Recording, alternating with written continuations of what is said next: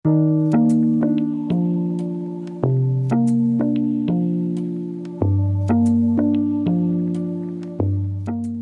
saya perwakilan dari kelompok 1 akan menjelaskan tentang subbab akuntansi. Jadi akuntansi itu memiliki sejarah akuntansi, pengertian dan manfaat akuntansi, pemakaian informasi akuntansi, kualitas informasi akuntansi, prinsip dan penyusunan informasi akuntansi, bidang akuntansi, profesi akuntansi, dan etika profesi akuntansi. Disimak ya videonya. Perkenalkan, nama saya Ahmad Gildan Sidki dari 12 IPS 1. Kali ini saya akan menjelaskan sejarah dan perkembangan akuntansi di dunia dan di Indonesia. Yang pertama, sejarah akuntansi di dunia. Menurut sejarahnya, ilmu akuntansi ini muncul pertama kali pada tahun 1494, yang dimana kala itu ada seorang matematikawan yang bernama Luca Paciolo yang berhasil membukukan pencatatan keuangan yang dengan model berpasangan. Lalu, buku yang dicetak oleh matematikawan itu sekaligus pembuka agama ini diberi nama atau berjudul Summa Arithmetica Proponenti et Proponentia. Isi dari buku ini adalah metode pembelajaran yang mengajarkan sistem pembukaan berpasangan atau sering disebut sistem kontinental.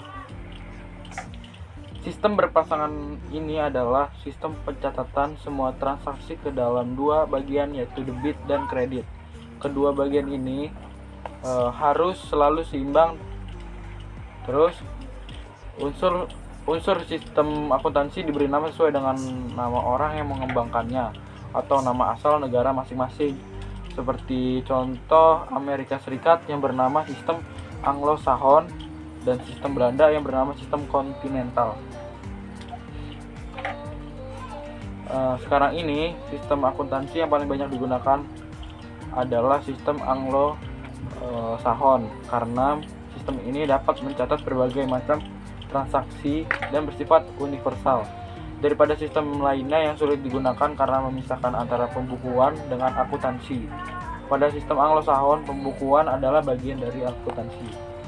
Lalu, yang kedua, sejarah akuntansi di Indonesia. Sejarah akuntansi di Indonesia dinyatakan muncul pertama kali pada abad 1642, yang dimana kala itu masyarakat tradisional sudah mengenal pencatatan keuangan termasuk kalkulasi laba rugi. Kemampuan ini dibawa oleh pedagang-pedagang dari luar negeri yang menjajakan barang dagangannya di Indonesia. Negara yang dianggap pertama kali mengenalkan konsep akuntansi di Indonesia adalah negara Belanda, negara Portugis, dan negara Spanyol. Menurut kabarnya, negara-negara tersebut mendapatkan pengetahuan tersebut dari Romawi di abad sebelumnya. Lalu di Indonesia awalnya menganut sistem kontinental seperti sistem yang dipakai oleh Belanda. Namun sebenarnya sistem kontinental atau pembukuan ini tidak sama dengan akuntansi. Pengertian akuntansi lebih luasnya karena mencakup berbagai transaksi bisnis, perusahaan, dan transaksi keuangan lainnya. Nama saya Inona Siva. Di sini saya akan menjelaskan tentang pengertian akuntansi.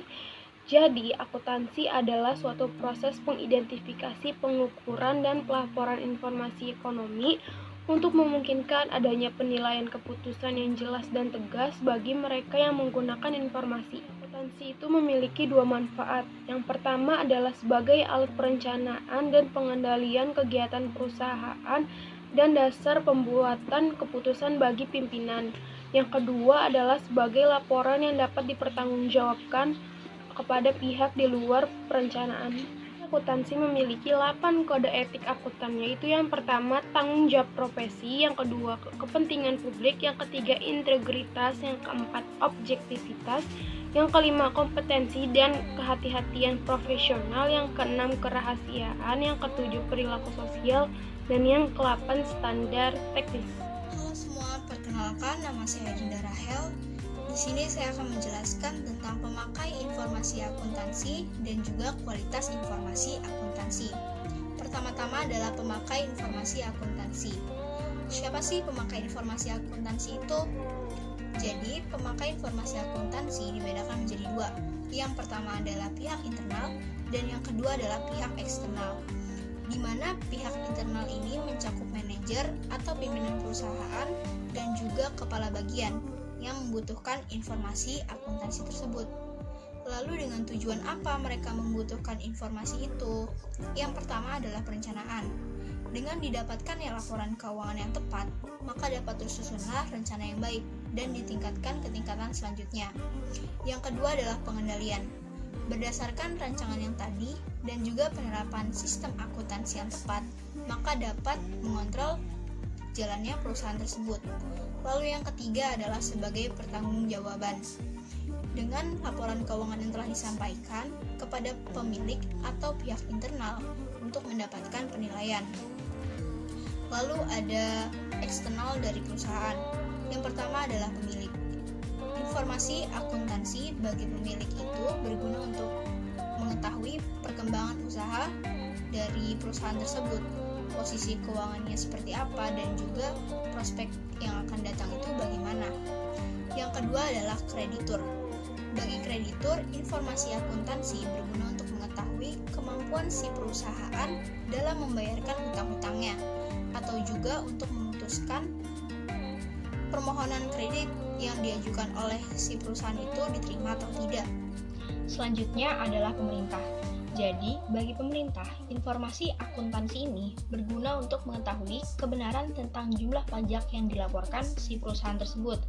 Lalu yang kedua, sebagai alat penilai, apakah si perusahaan ini mematuhi peraturan yang telah ditetapkan atau tidak. Lalu yang ketiga, untuk melakukan pemantauan perkembangan perusahaan melalui Biro Pusat Statistik. Selanjutnya adalah pelanggan.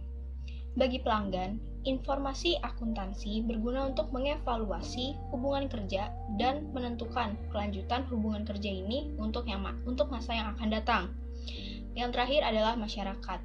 Bagi masyarakat, informasi akuntansi berguna untuk kepentingan pendidikan dan juga penelitian atau riset yang dilakukan.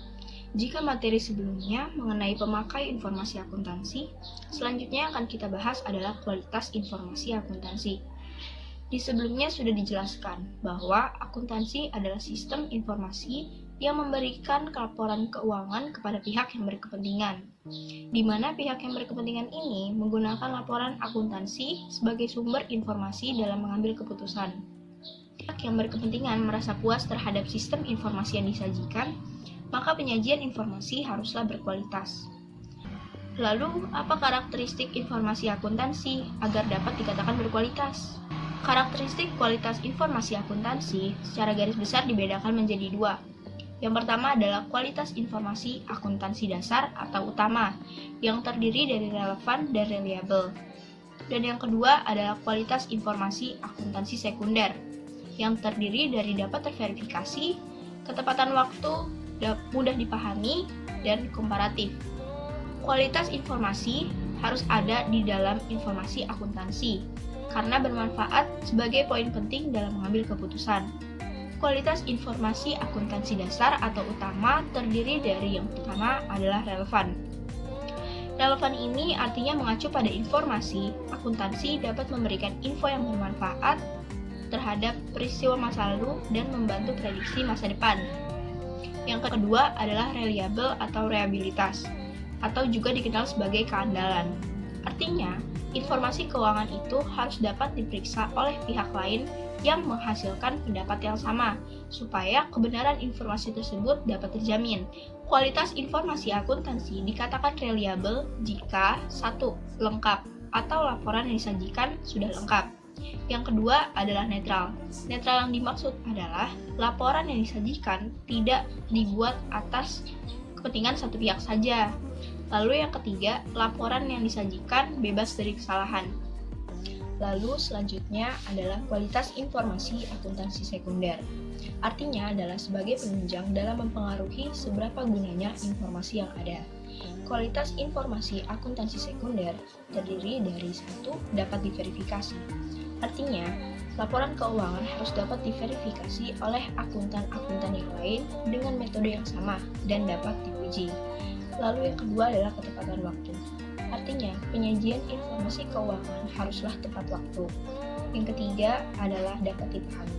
Suatu informasi akuntansi baru bermanfaat bagi pemakai bila dapat dipahami dengan baik.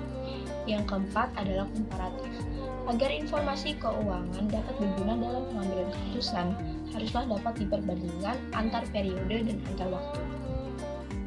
Assalamualaikum warahmatullahi wabarakatuh. Nama saya Nika Muhammad dari kelas 12 IPS 1. Pada kesempatan kali ini saya akan menjelaskan mengenai materi prinsip penyusunan dalam ekonomi akuntansi. Pertama itu ada prinsip ekonomi pertama itu ada prinsip entitas ekonomi. Jadi prinsip ini merupakan atau artinya itu sebuah perusahaan merupakan sebuah kesatuan, baik itu berdiri sendiri maupun terpisah dari entitas ekonomi. Nah, jadi si biaya perusahaan dan juga biaya pribadi itu dipisahkan agar memudahkan dalam penghitungan penyusunan ekonomi. Selanjutnya itu ada prinsip periode akuntansi. Nah, jadi prinsip periode akuntansi itu penilaian dan pelaporan keuangan itu memiliki batas periode waktu tertentu. Jadi itu diwaktuin gitu. Selanjutnya ada pada prinsip satuan moneter. Jadi dalam prinsip ini pencatatan transaksi keuangan hanya dinyatakan dan diukur dalam bentuk mata uang. Jadi artinya itu dalam prinsip moneter ini tuh nggak ada faktor kualitatifnya seperti mutu, kinerja, dan juga prestasi. Selanjutnya itu ada prinsip kesinambungan usaha. Jadi ini adalah sebuah usaha yang akan berjalan secara konsisten dan berkesinambungan tanpa adanya pemberhentian usaha, kecuali jika usaha atau bisnis tersebut mempunyai masalah yang bisa menyebabkan pemberhentian bisnis. Jadi itu prinsip kesinambungan usaha itu kayak selama masih ada kerjasama itu nggak bakalan henti gitu, karena ada hubungan timbal balik satu sama lain. Nah, selanjutnya prinsip biaya historis. Nah, prinsip biaya historis ini mempunyai makna jika pencatatan transaksi keuangan atas sebuah barang sudah didapatkan oleh sebuah perusahaan, maka pencatatan keuangan berdasarkan pada berbagai biaya yang dikeluarkan untuk mendapatkan barang tersebut. Jadi karena memang udah ada yang namanya pencatatan keuangannya, jadi kita itu bisa tahu berapa pengeluaran dari sebuah perusahaan gitu misalnya. Yang keenam itu prinsip pengungkapan penuh. Nah, jadi prinsip pengungkapan penuh ini itu menyajikan informasi laporan keuangan harus mempunyai prinsip pengungkapan informasi secara penuh. Jadi itu yaitu prinsipnya itu menjelaskan sebuah laporan keuangan yang dilihat dari berbagai sisi. Jadi itu diungkapkan secara penuh. Selanjutnya itu prinsip pengakuan pendapatan. Jadi prinsip pengakuan pendapatan ini muncul karena adanya kenaikan keuangan yang diperoleh dari sebuah aktivitas usaha seperti penjualan. Nah, jadi prinsip pengakuan pendapatan itu kayak sebuah perusahaan semakin lama itu pendapatannya semakin meningkat. Jadinya ada sebuah pengakuan dari si perusahaan. Sekian materi yang saya sampaikan. Materi selanjutnya akan dijelaskan oleh teman saya. Kenalkan, saya Aidil. Di sini saya akan menyampaikan beberapa materi tentang bidang-bidang akuntansi. Nah, diantaranya itu ada akuntansi keuangan, perpajakan, pemerintah, anggaran, accounting system, pemeriksaan akuntansi, akuntansi biaya, manajemen, sektor publik, syariah, dan forensik. Nah, jadi yang pertama ada akuntansi keuangan atau financial accounting, yang merupakan bidang yang berhubungan dengan pelaporan keuangan untuk pihak-pihak di luar perusahaan. Nah, yang kedua ada akuntansi perpajakan atau tax accounting, yang merupakan bidang yang menekan pada penyusunan laporan keuangan untuk tujuan perpajakan. Nah, yang ketiga ada akuntansi pemerintah atau government accounting, yang merupakan bidang yang berhubungan pada pencatatan transaksi dan pelaporan keuangan lembaga atau organisasi pemerintahan. Nah, selanjutnya ada accounting system yang merupakan bidang yang berkaitan dengan perancangan sistem, prosedur pencatatan, dan pelaporan transaksi perusahaan. Terus yang kelima, ada akuntansi anggaran atau budgeting yang merupakan bidang akuntansi yang berkaitan dengan penyusunan anggaran dan rencana kegiatan keuangan dan dipakai sebagai dasar pengendalian keuangan di perusahaan di masa yang akan datang. Yang keenam, ada pemeriksaan akuntansi atau auditing yang merupakan bidang yang berhubungan dengan proses pemeriksaan terhadap laporan keuangan. Nah, selanjutnya, ada akuntansi biaya atau cost accounting yang merupakan bidang akuntansi yang melaksanakan pada pencatatan dan pelaporan biaya yang terjadi di perusahaan dan dasar harga pokok dan pengendalian biaya. Selanjutnya, ada akuntansi manajemen atau management accounting yang merupakan bidang akuntansi yang mengendalikan kegiatan perusahaan, memonitor arus kas, dan menilai alternatif dalam pengambilan keputusan. Selanjutnya ada akuntansi sektor publik atau public sector accounting yang merupakan bidang akuntansi yang diterapkan yang membahas mekanisme teknik dan analisis akuntansi yang diterapkan pada pengelolaan dana masyarakat di lembaga-lembaga tinggi negara dan kementerian di bawahnya, pemerintah daerah, BUMN, BUMD, LSM, dan yayasan sosial, maupun pada proyek-proyek kerjasama sektor publik dan swasta. Selanjutnya, ada akuntansi syariah atau syariah accounting yang merupakan bidang akuntansi yang melaksanakan kegiatannya berdasarkan prinsip Islam, yaitu prinsip pertanggungjawaban, prinsip keadilan, dan prinsip kebenaran. Dan yang terakhir ada akuntansi forensik atau audit investigation yang merupakan praktik khusus bidang akuntansi yang menggambarkan keterlibatan yang dihasilkan dari perselisihan aktual atau diantisipasi atau warahmatullahi wabarakatuh. Saya Aldiar Divi dari kelompok 1. Di sini saya akan menjelaskan mengenai profesi akuntansi. Profesi akuntansi terbagi menjadi 6. Yang pertama adalah akuntan publik, yang kedua akuntan pemerintah, yang ketiga akuntan internal, yang keempat akuntan pendidik, yang kelima akuntan syariah, yang keenam akuntan pajak.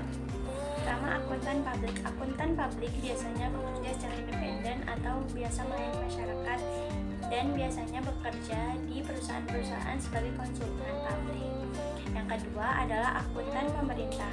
Akuntan pemerintah biasanya bekerja sebagai badan pengawas keuangan pemerintah. Yang ketiga adalah akuntan pendidik, biasanya bekerja di Dinas Pendidikan sebagai pengatur anggaran untuk pengeluaran sekolah-sekolah di Indonesia atau secara nasional. Yang keempat adalah akuntan internal, yaitu biasa bekerja di Keempat, akuntan internal. Akuntan internal biasanya sering ditemukan bekerja di sebuah perusahaan-perusahaan besar yang menduduki jabatan sebagai kepala keuangan atau direktur keuangan yang mengurusi masalah perpajakan perusahaan tersebut atau kepada pihak luar. Yang kelima adalah akuntan syariah. Akuntan syariah biasanya bekerja di bank-bank syariah atau di lembaga-lembaga syariah yang melakukan tugasnya sesuai dengan standar MUI. Yang keenam adalah akuntan pajak. Akuntan pajak biasanya bekerja di Direktorat Perpajakan. Profesi akuntansi. Etika profesi akuntansi sangat penting dalam dunia ekonomi. Wajib hukumnya memahami kode etik untuk menjaga mutu dan kepercayaan para pengguna jasa. Kode etik profesi akuntansi terbagi menjadi 8 jenis. Yang pertama, profesional kerja. Para akuntan harus berperilaku konsisten dalam menjauhi tindakan yang dapat mendiskreditkan profesi. Yang kedua, tanggung jawab. Akuntan harus memiliki rasa tanggung jawab kepada setiap customer demi mengembangkan profesi akuntansi serta memelihara kepercayaan masyarakat. Yang ketiga, standar teknis. Para akuntan harus mengikuti standar profesional yang relevan.